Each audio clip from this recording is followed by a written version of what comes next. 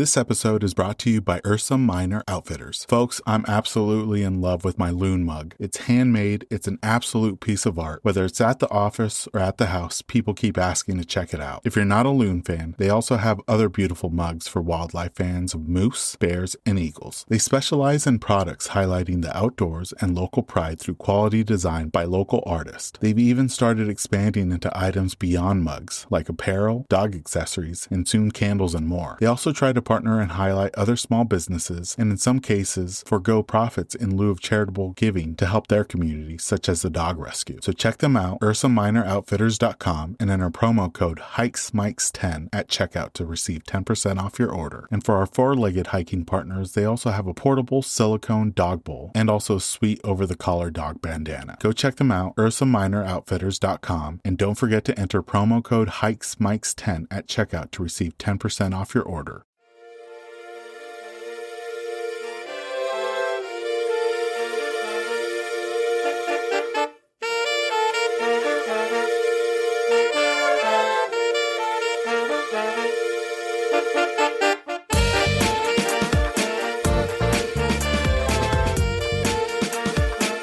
Welcome everyone to the latest episode of the Hikes and Mikes podcast. I'm your host Ivan, and each week I'll be chatting with some amazing hikers from across the United States and abroad. Spring has finally arrived in the Pacific Northwest, and soon I'll be hitting the trails to record short-form episodes with hikers I meet along the way. Look out for those episodes to drop sometime in June for Season 3. In the meantime, we'll be asking some of your favorite hikers about their experiences and adventures. We always finish the episode off with a round of this or that questions all related to hiking. We have an amazing guest on today's episode. Erica has created an amazing hiking community both on Instagram and Facebook, the Pacific Northwest Happy Hikers and Backpackers. You can follow on Instagram at PNW Happy Hikers. I had such a great time chatting with Erica on this episode. We speak about what it's like winter backpacking in the Pacific Northwest, kayaking in beautiful Wyoming, and even discuss some Hawaii hikes along the way. Without further ado, let's jump into this episode with our guest, Erica.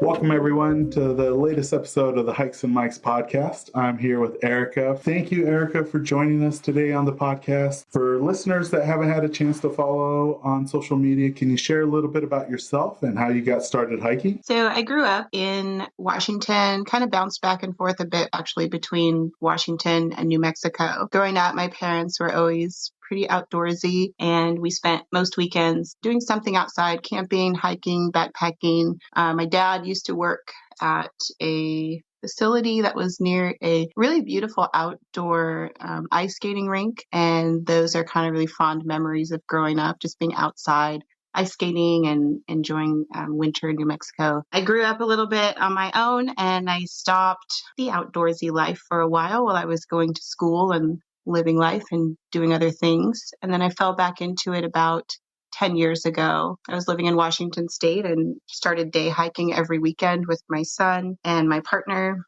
which turned into backpacking just kind of in the warmer months at first. And then probably about 6 years ago, I started snowshoeing and winter backpacking. So now I'm outside pretty much every weekend, all 4 seasons, doing something outdoors. Nice. That's a really great progression from day hiking to backpacking and now winter hiking. How was it going through those transitions between hiking, backpacking, and snowshoeing? Did you notice that there was like a similarity, but that one kind of helped another one out in the progression? It definitely unfolded very organically. I just kind of felt like I wanted more. When I started day hiking, it was kind of natural to wonder what it would be like to spend a night out there and get to experience a sunset and a sunrise.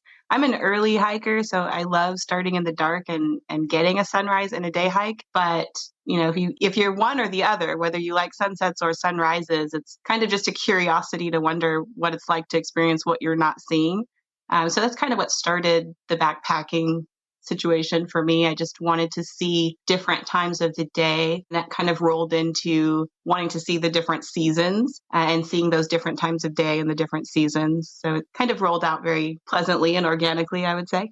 And for someone that's seen not just Washington, but the Pacific Northwest in different areas, different seasons, for listeners that haven't had a chance to visit the Pacific Northwest, how would you describe the hiking in our region? That is an easy question and also a difficult one. You have a little bit of everything here in the Pacific Northwest. You've got the juicy green evergreens and beautiful turquoise glacial waters, but you also have the dry side with deserts and colored sands and limestone and canyons. And we definitely are special with 4 distinct seasons, where other areas in the US I don't think really have that. So you get, the fall colors and the spring flowers and an actual full winter and summer where you get to experience the really long days and kind of higher altitude hikes in the Alpine. So there's just a little bit for everyone. And if you're just starting out and you don't like, the rain or the green side, or, there's a dry side for you. And if you don't like winter, there's summer. There's kind of something to cater to whatever you're specifically looking for. And, I think a lot of people, especially visitors, they picture Mount Rainier, they picture the evergreens. But like you're saying, it's so vast because, the Central Cascades look very different from what you would find in the Olympic Peninsula. And even once you go over the Cascades, it almost looks like you're in the Southwest in certain portions of the state. So it has a little bit of everything. Yeah, I see pictures from different areas in the Pacific Northwest, and I have to do a double take to figure out where it is. Because like you said, it could be Utah or it could be Arizona, but it's Oregon. One thing that has really interested me, especially seeing the posts that you've been doing this winter, is going out into these remote areas in and around Mount Rainier National Park and other sections of the Pacific Northwest and doing winter backpacking. Have you noticed, is there a big change between your regular, let's say, summer and spring pack list to what you're packing in the winter besides just, the cold weather gear? My core kit is pretty consistent in all 4 seasons. I might bring, it doesn't really depend on the season of how much it changes. It's more so how far I'm going in or what's the elevation gain. If it's a pretty flat, short hike, I kind of bring everything in the kitchen sink. But if it's a little further, a little steeper, I par down and just kind of bring my necessities. And, there's one picture that really caught my eye where you were able to bring a stove, like a stand-up stove, and you had the wine glasses to the side of it, and you just had this beautiful overlook over a lake, I believe. Yeah, I know what you're talking about. That was more of a car camping situation. Actually, if I'm being honest, that overlook is the Diablo Lake overlook, and I don't think camping is allowed there. And we did not camp there. We were on our way to a hike and wanted to stop there for a sunrise. And I do have a pretty fancy foldable kitchen set up. I did bring a Coleman stove and we had pancakes and mimosas up there and watched the sunrise. It was beautiful. I don't regret that. Yeah, no, you made it look perfect. That's the setup I'm looking for. Because I've started seeing, it's not the strangest, but just one of the more unique things I've seen since I've been back to the Pacific Northwest is at Kolchak, a couple people brought out a full charcuterie board and wine. Yes, that's a thing. I like to do that too. We do some breakfast club hikes sometimes, and that's always fun to bring out the little crackers and cheese and sliced fruit. And I have a handful of different charcuterie boards. Oh, yeah, that's on my list for this season because here I am, eating a granola bar and maybe drinking a Rainier beer. And I'm like, that looks a little bit better than what I'm carrying. Oh, there's nothing wrong with that breakfast either. No. Now, one place that, keeps coming up in your feed is Mount Rainier. And I feel like you've seen vast sections of the mountain and the national park in all seasons, whether it's spring, winter, summer, fall. Is there a place that you like to visit for the winter months? And what place do you like to visit for the summer months to kind of give the different views? Well, that's an interesting question. I actually, up until just a few years ago, I had only been to Mount Rainier National Park in the wintertime. Oh, wow. I know. I don't know why. I love Paradise in the winter. I'd been snowshoeing there quite a bit. In the summertime, I guess I kind of shied away because of the crowds. I do like to spend a considerable amount of time in less busy environments, whether that means I'm going somewhere at the crack of dawn or if I'm just going to a less popular area. So I think that's probably what kept me away in the summertime. But once I did go there in the summertime, holy cow, it's like a whole different world. It looks so different with no snow and the flowers blooming and you can see all the trees. And that is the location where I've seen the most bears. For a while, it seems like every time we went there, I would see a black bear. That's one thing that I did notice is that you got some really candid shots of a couple black bears in the park. Yeah. I feel really lucky if I get a decent enough photo to be able to share. Usually they're just little black specks in the distance. Yeah, is that a zoom in lens that you're using to kind of get those close-up shots? It's just my camera phone. I have a Samsung S20. Has a really nice zoom. Yeah, I need an upgrade. The model after the one I have is really, really nice. So. Yeah, I think that's the one with like a 200x zoom or something. Yeah, it's pretty impressive.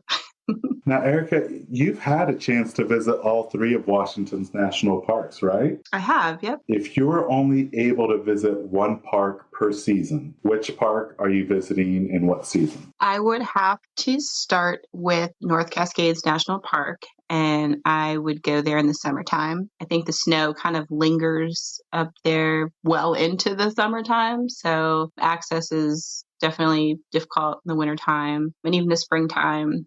And probably even most of the fall. So summertime for North Cascades, Mount Rainier National Park. I want to say winter, but I know that Olympic National Park, the weather is super mild in the winter. So it just kind of depends on what I want. If I want snow, I will go to Mount Rainier. If I just want like a rainy, green, mossy kind of a hike or experience, I would go to Olympic National Park in the winter. That's kind of a toss-up. You've also had a great opportunity to come over to the east side of the state. And one place that I've been frequenting a lot this winter, and you got a chance to do some camping there, is just outside of Vantage, the Ancient Lakes area and some of those coulees. How was it hiking on the east side and exploring the Ancient Lakes area? So that is a great kind of a respite. If you're sick of the Western weather in the wintertime, just pop over the pass and get some desert hiking and backpacking in. We went on a pretty early spring backpack trip out there, and the temperatures were really cold. I think they were probably low 30s, upper 20s, especially overnight. I don't mind the cold, so that was perfect for me. And it's just really peaceful and relaxing. It's more of a dispersed camping feel. You kind of find a spot without sagebrush sticking through the bottom of your tent and set up. The water isn't drinkable out there because I think there's a irrigation kind of farming situation. So you have to pack in all your water, but the sunsets and the sunrises were really, really beautiful. I love experiencing those in the desert. And I know you've done some other hikes here on the east side, but do you have any upcoming hikes that are in your sights for Eastern Washington? Yes, kind of. That depends on your definition of Eastern Washington. So on the west side, I kind of feel like everybody thinks anything east of the pass is considered Eastern Washington. That's hard for my brain to think that way because there's a whole Central Washington that's left out. So I do have some hikes that are over the pass that you may or may not call Central or Eastern Washington. No, I'm in the same boat as you. So I think when I'm talking to people, it's east of the pass is Eastern Washington. But when you're in Eastern Washington, then you say, oh, I'm in Central Washington or I'm in Southwest Washington. Yeah. So I actually have a favorite area, and I'm curious if you would call this Eastern Washington or Central Washington or what, but I really love to visit the Methow Valley, specifically like Winthrop and Twisp area. So would you call that Eastern? Yeah, I would consider it Eastern, but that's almost like, I have to call it Central. It is pretty square in the middle of the state. yeah, no, that's a good point. Like that would be a good place to designate Central, like anything from Wenatchee up north to Twisp and Winthrop, definitely Central Washington. Yeah, so that's one of my favorite areas. I have a couple, actually, we're going there in 2 weeks for there's a hot air balloon festival that they do there every year. And I didn't know that I felt a certain way about hot air balloons, but the timing just happened. It happened to be going on when we were over there to do some hiking. And it was so beautiful to see all the balloons in the air, and the sky was super blue and there was still snow on the hills. And Oh, wow. so yeah, now that's kind of a thing. We just plan a hiking weekend when it's hot air balloon weekend. So we get the best of both situations. So I'm looking forward to that. I have another hike coming up. I'm training for some kind of bigger objectives later this year. So we're getting and I never say it correctly. It starts with a U. I know you know what I'm talking about because it's over there by Yakima, but there's a ridge. Oh, Uptanum? There you go. Yeah, some of the names still trip me up. So that's a really good training hike. I'm gonna do that one probably this weekend, actually. Oh, nice. And I think the weather's supposed to clear up this weekend, so it'll be nice weather. That one always trips me up, Erica, because there's Uptanum and there's Tanum, and then I think there's even another one that's like Untanum. I like to add an M. I think it usually comes out like the tanum or something. I know it's not right, but I can't make my mouth make the right word come out. But that's really awesome that you'll be coming out to the side and doing those ridges. And those are definitely, they're hikes, but they're like a workout hike. Yeah, definitely. It has views, but that's definitely something for training. Yep. Head down and get it done. I think there were some discussions about possibly doing it twice in like back to back. Yeah, let us know if you do. One's enough for me, I think, at this point, but definitely for training, that's major props.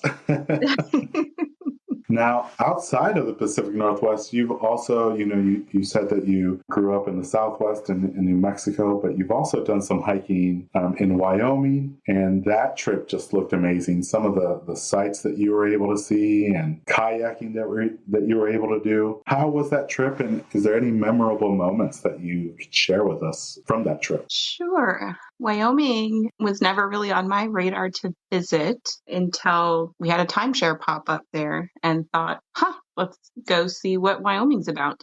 We knew that it was close to Yellowstone and Grand Teton National Park. So that was kind of a high on the list of interests to check out. And again, I love winter. So I think we first trip to Wyoming, the timeshare's in Jackson Hole, and we went in the wintertime. I'm not really a skier. I have dreams of being a skier, but I'm definitely more proficient with snowshoeing. So we did a lot of snowshoeing. We saw a lot of wildlife. It was really beautiful. So we've been back there a few times, and this last trip was our first time visiting in the summer months. So it was very different, a lot more populated, but definitely appreciated seeing the different sides of the park in the different seasons, flowers, and there's even more wildlife. And I think the thing that comes to mind as far as like a memorable moment, I did take my kayak with me on that trip, and it's a foldable Oru kayak. So I also got to hike it into some lakes where we were the only people kayaking because nobody else really wants to hike a kayak down a trail to a lake. But along with that, we were in, I think it's called Leech Lake, maybe. I don't remember. There's a lake and you can kayak the length of it. And then there's a little part, like a portage, where you have to carry your boat to this other lake that's right next to it. I thought that sounds really cool. Let's do that. So it was beautiful. We kayaked the length of the lake. We were out there all day. The winds picked up. And of course, they were going against us when it was time to kayak back to shore. So it was very difficult. And we made it back to the shore of that second lake, and I was carrying my kayak over my head to get to the other lake, and I felt something underneath my foot. And I just I couldn't really look down at my foot because I had my kayak on my head and I had trees all around me, so I couldn't bend over or whip it around. So I just kind of shook my foot to try to get it out from between my toe and my shoe, and it didn't move. And so I panicked a little bit and dropped my kayak and flung my shoe off, and it was a leech. Oh, wow. And I did.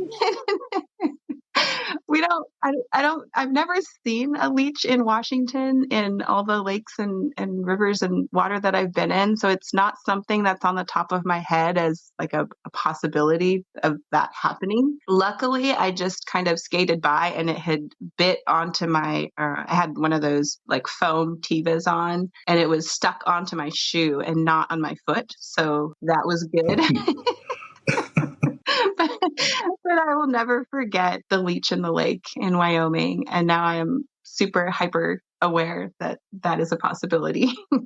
Now, your kayak is really unique because, like you said, it's foldable. That's been in my shopping list for years since it came out. How is it kayaking in it? Because it's really lightweight and portable. And does it live up to the hype? Because there was a lot of hype generated when it first was announced. Yeah, I heard the hype. It also sat in my cart for quite a while. I actually accidentally bought it.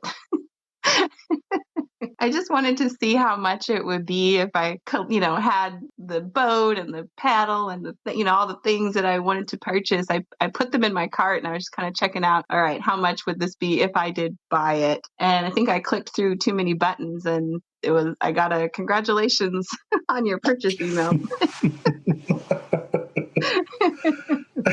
Greatest purchase ever? Yeah. I wasn't mad about it.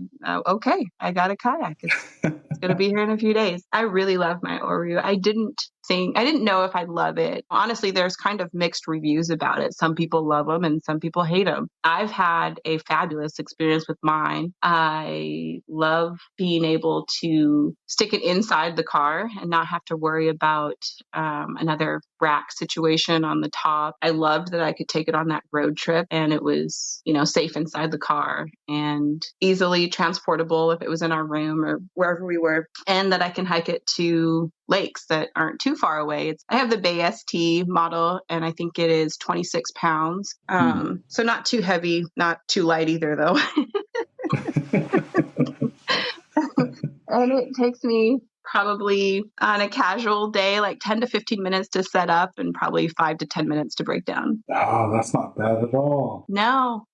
So on that windy day on the lake with the leech, the person I was with, she actually had an inflatable kayak and she really struggled going against the wind. She actually had to get out of the lake and I had to help carry it to the other side where the wind wasn't so strong to paddle back the rest of the way. The Oru handled very well in the wind, just kind of cut right through it. It handles much more like a sea kayak, really. I grew up near the Columbia River and my parents have regular hard-sided kayaks, and I would say that I enjoy the Oru better than not a reel, but an actual hard-sided kayak. It's something that's been on my shopping list just because I've never owned a truck, and there are those rack systems, but just the ability to be able to pack it into your car and not have to worry about strapping it up on the rack or making sure that it's not loosening. So that's really great that you've had a positive experience with it. Yeah, I'm a fan. Highly recommend it. Now, outside of Wyoming and Washington, has there been any other states or regions that you've really enjoyed hiking and exploring and backpacking in? I haven't really been to a lot of other places. I have a really good handful of places I want to visit in California. I haven't actually been to all of them yet. Have you made it down to Oregon? Yeah. I spend quite a bit of time in Oregon. We're heading that way for Memorial Day in May. Oh, gotcha. And, that one's very similar to Washington where it has the wet side and has the dry side. Yeah, definitely. So we'll be in central Oregon, I guess, Bend area, Three Sisters. Oh, so you've probably made it to Smith Rock, right? Mm-hmm. Yeah, I love visiting Smith Rock. Yeah, there's a donkey farm. No, it's not a donkey farm. It's a llama farm.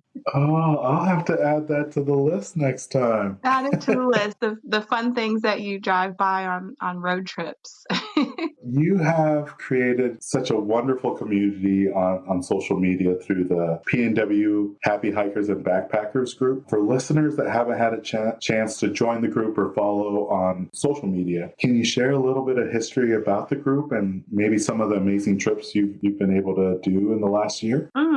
Yeah. So I created the group about 6 or 7 years ago, and I was really just kind of looking for a community where I could meet people who liked to be outdoors, whether it was hiking or backpacking or camping. I just kind of wanted some like-minded people in my life. A lot of my friends didn't really do that kind of a thing. So I joined some online communities that were already established, and the kind of consistent theme that was missing for me were events. Like, how do you meet these people? There's all these great photos and trip reports of places they're going. You know, I see groups of them in pictures together, so I know that they met somehow. So I just wanted to create a group that was based on community and made it easy for people who had those same kinds of thoughts or feelings about just wanting to find community, just a place where they could all kind of meet and hopefully plan events and actually go out on the trail and connect with one another. So Happy Hikers was born. We definitely took a little break through the last 3 years of COVID. And this past year, we really started posting group events again and kind of igniting that all over again. So in the past year, honestly, my favorite trips, I have to say, snow camping. And this winter has been rough with Mother Nature. She hasn't really given us the blue skies and the magical snowy wonderland that I love so much. It's more kind of wind and snow. I love building the snow kitchen and just sitting around eating noodles and talking to people and figuring out, like, why are you out here? Why do you do this? What do you get out of it? Where do you come from? So much in the hiking community is just, what trail are you hiking and where are you going and what have you done and what do you want to do? But there's so much other stuff that makes up the community. Like, where do you come from? What do you do when you're not hiking? What do you think about? What are you passionate about? What do you do on Tuesdays? That's the kind of stuff I want to know. Oh, that's wonderful. Yeah, because if you're doing like a day hike or even if you're backpacking, typically the hikers have a destination that they're trying to reach. So you only get those micro conversations of, where are you going? How's it going? But once you settle in, you really can kind of go a little bit deeper with your conversations. And one thing that keeps coming up with hikers and backpackers that I speak to are these snow kitchens. And for people that don't know, you basically dig out a section of the snow, right? And kind of build a kitchen setup in the snow. Is that right? Yeah. So I have a method. I'm still working on building my best ever snow kitchen, but my kind of basic recipe is you put your snowshoes on and you kind of stomp out a big area to pack down the snow. And then once it's all packed down, you dig like a large rectangle, like a trench. And that's where people are going to sit. And then the trench is kind of where you put your feet. And then the rectangle that's left in the middle, that's your snow kitchen. So typically people kind of bring out their lights and their food and their stoves and their beverages, whatever they may be. And it's just a lot of kind of hanging out and just building community and chatting and sharing food. And it's just kind of the hub where everybody hangs out if the weather is okay. Hopefully the weather's okay. And on average, Erica, how long is it typically taking you now to build out the snow kitchen? Oh, it doesn't take too long. If there's a group of people helping, I'd say, I don't know, 40 minutes, and you've got a decent snow kitchen. Nice. Okay. And for hikers and backpackers that are interested in joining the Facebook group, what are some of the requirements in order to join? And then if there are any, and what's some advice that you would share with maybe first-time participants? Yeah. So if they're not a member of the group already and they'd like to join, we just have 3 questions and they're really easy questions. We just put them there as just a basic screening so we can kind of avoid the bots and the unsavory folk that maliciously want to join beautiful Facebook communities. They just kind of ask what interests you in joining the group, how did you hear about us, and to tell us what our RSVP policy is. I noticed in some of those initial hiking groups that I joined before I created this group, if there were events, the standard kind of was, somebody posted an event and 500 people would sign up. And then after the event was supposed to occur, the host would come back and give the feedback that, so many people signed up, but nobody showed up. And that's really discouraging when people put in, time and effort in event planning and you think you've got people that are going to join you and nobody does. So I put in place right away an RSVP policy that just says, if you sign up for an event and you don't show up twice, we're going to remove you from the group. And that's worked very well for us since the group began. So when you request to join, you can see the 10 rules that we have, and it will tell you what the RSVP policy is right there. And you can just copy paste to answer that question real easily, and then we'll approve your request. Now, do people that are interested in joining the group, should they have some experience with backpacking, or as long as they have the gear, beginners can still join a trip, I should say? Yeah, anybody can join, whether they have experience or not, on any of our events. We usually try to be upfront and say this is a trip for beginners, or you might want to have backpacking experience to join this particular event. It's also, gear is really expensive. And if, people are beginners, it's not likely that they're going to have everything that they need. But we have a lot of extra stuff. So we share and borrow and make it work if somebody really wants to join an event. That's really great. For events, there is some capacity, right? You try to limit it to a certain amount of people just so the group doesn't get too big. Yeah. So a lot of areas actually have like a land manager that, has a restriction of 8 heartbeats in a party or 12 heartbeats in a party. So we definitely respect those rules if we're visiting one of those areas. And just on top of that, it's not always really fun to try to travel on a skinny trail with, 20 plus people. So even if an area doesn't have an official restriction on how many people can be in a party, I usually limit my events to no more than 12. And how often are you doing the events? That depends really on what else I personally have going on in my life. So the premise of the group is really that anybody can post an event for other members to join. It doesn't have to be me, or it doesn't have to be another admin in the group. If you're a member in the group, you can post an event. And it's just like saying, hey, I'm going to go hike Poo-Poo Point on Saturday at 7 a.m. So if anybody else would also like to hike Poo-Poo Point on Saturday at 7 a.m., why don't we go together? And that's really all it means to post an event. We, as the admin team will kind of follow up after somebody else posts an event if anybody didn't show up, so we can still kind of maintain our RSVP policy. I don't know, it's kind of difficult to find others that want to host events.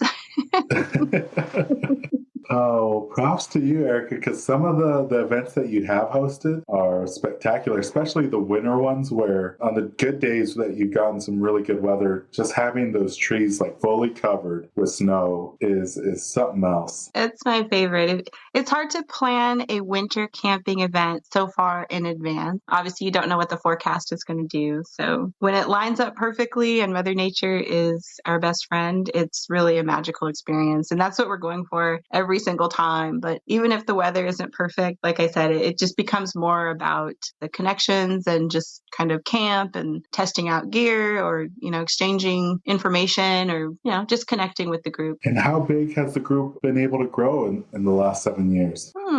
That's a good question. I think the last time I looked, we were around 6,500 in the Facebook group, and we've got a larger following on Instagram. And the events could be hosted not just in Washington, but also in Oregon and possibly Idaho? Oh, absolutely. It would be really great to find folks who are interested in hosting events in other areas. We did a deep dive, Erica, into your Instagram account, and there's a few posts that definitely caught my eye as soon as I saw them, because they Hawaii show a place that's very dear to my heart, the beautiful islands of Hawaii. How was it hiking and visiting both Maui and Oahu? And what were some of maybe your favorite hikes on each of the islands? I'm actually not really an islandy, beachy person, but I love visiting both Maui and Oahu. I grew up and, my parents took us to Oahu quite a bit, so I knew that island. But as an adult, recently, I went to Maui, and I don't know if I have a favorite between the two. I like both of them for different reasons. Maui was definitely quieter. It felt more rural kind of, and just kind of slow down, and the whole island time vibe was present. We did a lot of snorkeling, just kind of relaxing, which I don't usually do that on trips.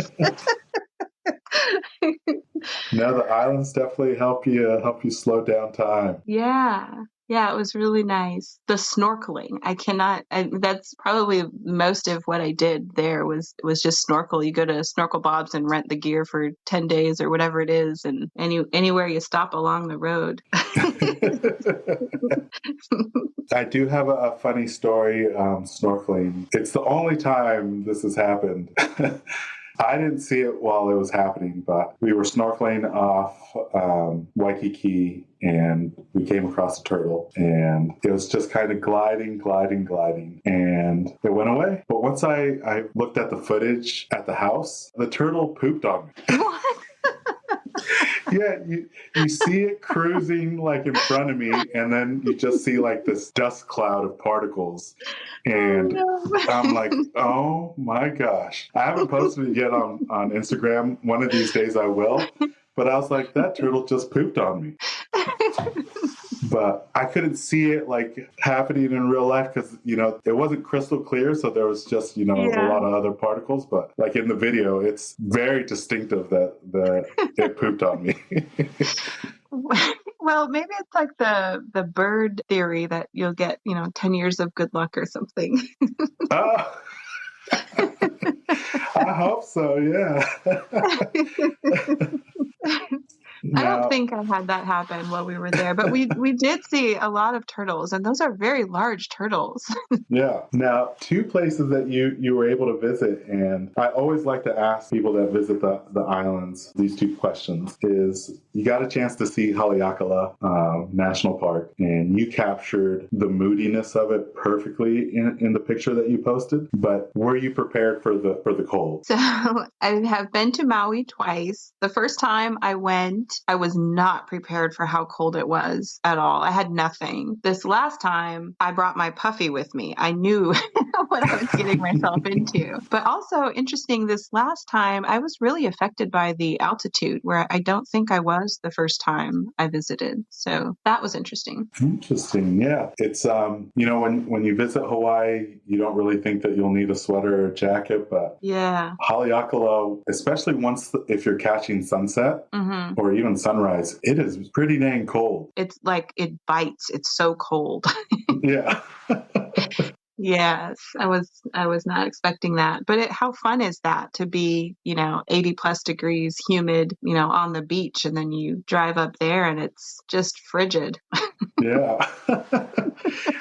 I know it doesn't get as much snow as like Mauna Loa and Mauna Kea, but occasionally, like every 2-3 years, they'll get some decent snow up there. Yeah, I believe it. Now, the other hike that you did is Coco Head on Oahu. I have a very love-hate relationship with that hike. Do you love it or do you hate it? I probably toe the line in the middle as well. Here in the Pacific Northwest, I am so used to checking so many different websites before I go anywhere. I'll check the weather. I'll check the Department of Transportation. I'll look at the passes. I'll look at the weather in like multiple locations where I'm driving through and where my destination is, different elevations. I look at NWAC. I feel very prepared and like knowledgeable as far as what to look at before I go. Over there, I didn't look at anything. I didn't even know how long the hike was. I had seen it driving by, so I felt like I was pretty prepared. Okay, I'm going to go straight up the side of this crater. Got it. And of course, I had to do it for a sunrise. So we're starting in the dark, and we made it for sunrise, but I really thought it was like 3 miles up to the top. I think it's only 1.5 miles. Yeah, it's just railroad ties. I didn't love it, but I guess I didn't hate it. The view was one of the best views, one of the best sunrises I experienced there. So I really can't say I hated it. Yeah. But I didn't love it. For listeners that haven't had a chance to hike it, it's like you said, it's just an old railroad tie hike that back in the day they used to have, I think, a radio tower up there. And I think it's just a little over 1,000 feet of elevation gain, if I'm not mistaken. As you make this ascent, it is pretty dang daunting, but the view will always pay off. And that's what I tell people. It's like, it's worth the view, especially on a clear day. It's worth it. So the other question I want to ask you about Cocoa Head, Erica, is did you cross the bridge or did you go around? Do you mean the part where there's nothing underneath the railroad ties? Yeah. Okay. So on the way up, when it was dark and I was sweating, I didn't actually see the sign that says, like, maybe go this way. It's probably safer. So I think I was like midway through the bridge and I'm like, there's no ground underneath us. And kind of had a moment and turned around with our headlights and saw kind of the back of a sign and thought, that probably says something pretty important. But we just kept going. So we crossed the bridge on the way up, but we took the little dirt trail on the side on the way down. Well, talking about summits, Erica, I feel that some hikers have great summit rituals or maybe an end of the hike routine. Maybe it's a favorite snack or meal, possibly some trail beverages, or even just a moment of zen. Do you have a regular custom that you do when you reach your destination or maybe when you make it back out? I think I'm in transition right now for finding that ritual. It definitely used to be a summit beer, but not so much lately. Maybe snacks. I mean, I do like a good charcuterie board in the backcountry, so that may be my thing. Definitely love to visit a brewery whenever we get down from wherever we're at on the way home. When you did have a trail beverage, did you stick with the same one or did you mix it up at the top? Usually, my preferred would probably just be a Reuben's IPA. But any kind of if there's a local hazy IPA or something from a local brewery, I would bring something like that. And we kind of talked a little bit about your pack list, but when it does come to your gear, is there something that you would consider your MVP, your most valuable piece of hiking gear? This is such a dumb thing, but it's taken me so long to find the perfect thing that I'm going to use this as my example. Backpacking, people try to make everything like a multi-use or as small as they can. And so the spork is a thing. Like they think that people don't want to carry a spoon and a fork and a knife. And so they'll make like one utensil that kind of has fork prongs on it, but it's also rounded like a spoon. And then maybe there's a serrated edge for your knife. And I hate those things because you can't eat noodles with them. The fork prongs aren't long enough and it's rounded like a spoon, so you can't wrap your noodles around them. They want to slide, off or on the handle. So I really love my Snow Peak. I have a titanium silverware set that is an actual spoon and an actual fork. And I love it. It makes me very happy. Yeah, that's one thing I wouldn't even consider, but you're right. A spork is not a good noodle utensil at all. No. And what was the brand name of your kit? It's by Snow Peak. I'll make sure to add that on the episode notes because I'm always looking for those type of gear, especially if it's reusable. This way you don't have to create waste. Yeah, and you know what? I travel with it too. So it's really handy at the airport or on a plane or just traveling to have it in my bag. I like that. I'm going to have to steal that, Erica. Pack it wherever I go, especially at airports. So when it comes to winter hiking, for folks that are interested like me that haven't done it before, what's some advice that you can share for first-time winter backpackers in order for them to have a safe and rewarding experience? Okay. It's not as cold as you think it's going to be. I was scared I would freeze to death the first time I went snow camping. I've never been too cold on a snow camping trip, and I've been in pretty cold temperatures. It is important to watch the forecast and look at the highs and lows, and take that information and look at the rating on your sleeping bag and make sure that you're kind of within the comfort range, not the survival range. There's ways that you can make your sleeping bag even warmer. There's liners or different types of things. You can get a different pad to go under you, or you can double up pads to kind of increase the R value of the pad that you're sleeping on to help you stay warmer. But don't skip over that part or skimp on it. That's probably the most important piece that I would share with people if they want to have a comfortable snow camping experience. Good to know. For the upcoming year, because we're coming into spring, what hiking goals do you have for 2023 and backpacking goals? I've got some volcanoes on my list this year. So our trip in May to the Bend area, we've got South Sister on the list. And then I've summited Mount St. Helens a couple times, but that one's back on the list this year. And then another new one, we're looking to get to the top of Mount Adams this year. Right on. Yeah, I hear if you wake up early enough, you could summit it in a day, right? Yeah, that's not me. That's not the experience I'm probably going to have. We're looking at staying at the lunch counter and then summiting the next morning, and then maybe going all the way down or maybe staying again. It kind of just depends on the weather. If it's beautiful, I'd love to stay up there for another night. Now, two questions that I've been dying to ask you, and one of them is from a post that you did not too long ago, asking people about their favorite backcountry privies. Do you have a favorite backcountry privy? Well, I have a favorite view from a privy. Yeah. But it's not necessarily my favorite privy itself. It's not a pretty one. It's actually one of those, like, I think, is it a composting one? It's just one of those really big, black, like plastic monster ones. There's no cute little shack around it or anything. But up on the Sahaley Glacier camp, the views from it are amazing. And you don't realize when you're down there on like the Sahaley Arm, kind of going up to the glacier camp, unless you know where it is, you don't realize that anybody sitting on the toilet is watching the train of people. You can see the entire trail. Yeah, you have no privacy whatsoever. No. Not at all. I don't really know the thought process of putting it there. But, again, if you are the one sitting on it, the views are great. Spectacular.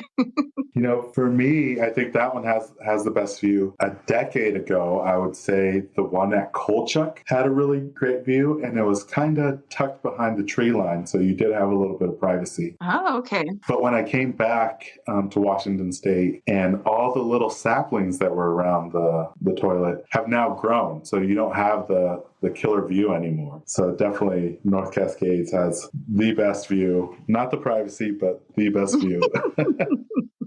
One thing that I noticed that you're a fan of is plants and foraging. You've shown some really great mushrooms that you've come across, as well as berries. Can you share your experience on how you kind of got into foraging and some of your favorite wild, whether berries or mushrooms that you've come across? Yeah, my mother is a botanist, and hiking with her was always, as a little kid, it was always very enjoyable because we never really went too far. She was stopping at every plant or tree or leaf or berry or flower, whatever it was, and teaching me the botanical names of everything and talking about what it's used for and what kinds of animals might eat it or birds. Even though I was a kid and pretty distracted, I must have retained some of that information. So as an adult, I look for the same things, and I, somewhere in my brain, I can pull out this knowledge that she's shared with me when I was little. So some of my favorite things are hunting for morel mushrooms and chanterelle mushrooms, and both of those mushrooms were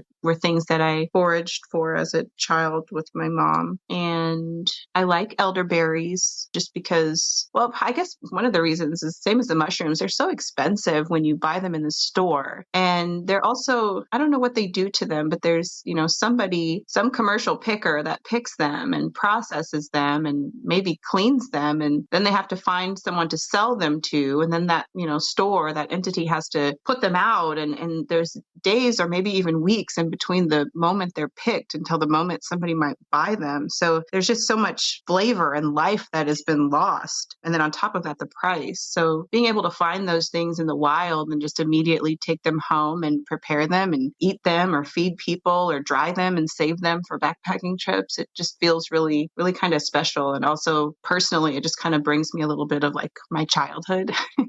No, you made a really great point. And one example that I can share is for folks that get apples at stores, you're eating last year's apples. What?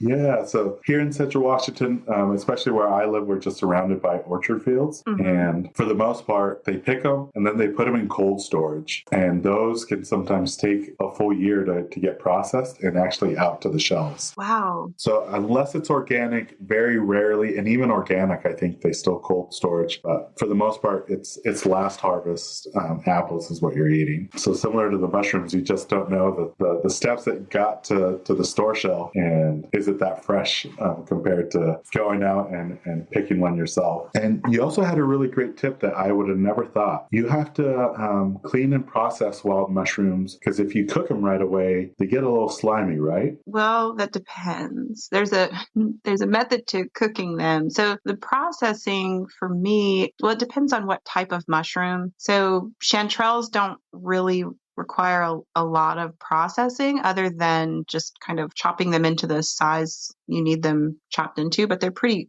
clean mushroom. But what makes those slimy, if you pick them and then put them right into the pot, is a lot of people add like a butter or an oil right away with their mushrooms, and you want to do a dry saute first. And the way that it was explained to me, if you think about the human body, we're made up of so much water. I don't know what exactly it is, like 80% water, let's say. So a mushroom is like that. It's a fruiting body of the mycelium under the ground, right? So a lot of it, there's a lot of water content in it. And so you want to dry saute it to get all of that out, because if it mixes with the oil, then you do have a slimy mix and it will kind of like never cook out.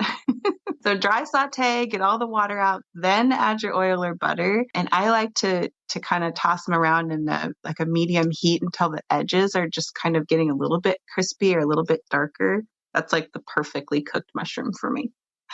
Gotcha. Good tip. I'll keep that in mind for sure. Well, Erica, that's been all the open-ended questions. This next portion of the podcast is the this or that questions, which I'm just going to give you two different hiking topics, and you kind of pick the one that you favor between the two. Okay. So the first one is ascending or descending? Ascending. Waterfalls or summits? Summits. Switchbacks or straight up? Switchbacks. Trek poles or freehand? I like my poles. And how about, do you fuel up before a hike or do you fill up after? After. And bushwhacker go around? Go around. Do you jump in or do you stay dry? I want to jump in, but I stay dry. And this one's the tough one. Sunsets or sunrises? Sunrise. Spring flowers or fall colors? That's the hard one for me. Fall colors, final answer.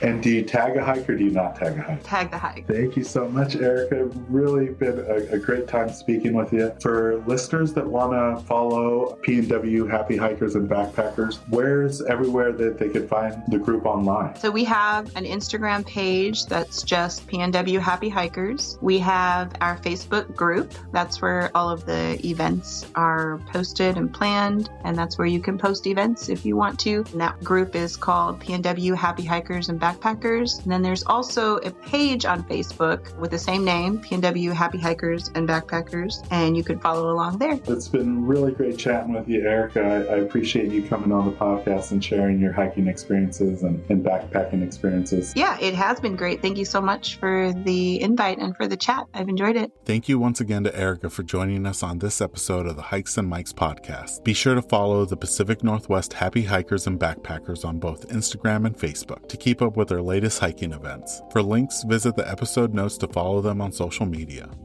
We'll be putting out new episodes every week throughout the spring. Please be sure to like and subscribe to not miss out on those. Also, follow us on Instagram at Hikes and Mikes. Catch you on the next one. This episode's music was created by Ketsa. Follow him on Instagram at Ketsa Music. This episode is brought to you by Flip Socks. Whether you're on the trail, on the job, or in the yard, Flip Socks will keep Mother Nature out of your boots with their innovative nylon sleeve. You no longer need to worry about any annoying debris getting trapped in your boots during your hikes. Simply flip down the nylon sleeve over any boot to prevent Mother Nature from finding its way inside, keeping your feet comfortable all day long. To get your first pair, visit flipsockswithaz.com and enter promo code HikesMikes10 at checkout to receive 10% off your order. And for listeners who use the promo code at checkout, I'll be donating 100% of the Season 2 promo code proceeds to Big City Mountaineers, who provide transformative experiences through connections to nature that strengthen life skills and build community for youth in disinvested communities across the nation. So if you're tired of bits and pieces of the trail finding its way into your hiking boots, pick up a pair of Flip Socks today with the promo code HikesMikes10 to get 10% off. For website and promo code, see the episode description.